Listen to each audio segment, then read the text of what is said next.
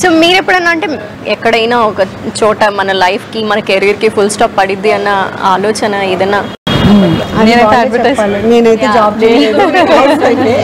నేనైతే అడ్వర్టైజింగ్లో ఉంటే నేను చేసింది అడ్వర్టైజింగ్. బాగా చేయాలని అనుకున్నా, పెళ్ళి అయింది. అంటే నేను సైడ్ మ్యాగజైన్లో నన్ను ఆర్ట్ డైరెక్టర్గా తీసుకున్నారు. కొడంబాకం వద్దు, సినిమా ఛాన్స్ వచ్చినప్పుడు మా అమ్మ వద్దు అనేసింది. తర్వాత పెళ్ళి అయిపోయాక సరే కంటిన్యూ అవుతుందని అనుకున్నాను నేను. ఇంకా మళ్ళా నాకు పిల్లగాడిని చూసుకోవాలి. 8 years మొత్తం ఏం చేయలేదు నేను. పెద్ద ఫ్యామిలీ వరకు, పొలిటికల్ ఫ్యామిలీ వరకు. సో నేను ఏం చేయలేదు, టెక్నికల్ నాలెడ్జ్ అంతా పోయింది. So I have to go as a teacher, no regrets. మనకు ఆప్షన్స్ ఉంటాయి, వస్తాయి, ఓపిక ఉంటే వస్తుంది. అది కరెక్ట్.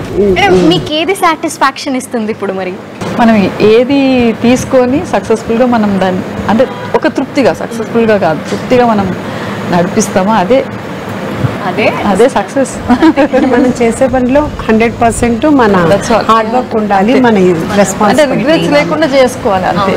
అయ్యో అది అవ్వలేదు కాబట్టి, మేడం చెప్పినట్టు ఏంటంటే అది అవ్వలేదు కాబట్టి అనేది కాకుండా ఇది ఉంది కాబట్టి దీనిలో ది బెస్ట్ ఉండాలి ఉండాలి.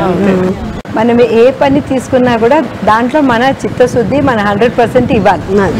అది మన every subject is a beautiful subject.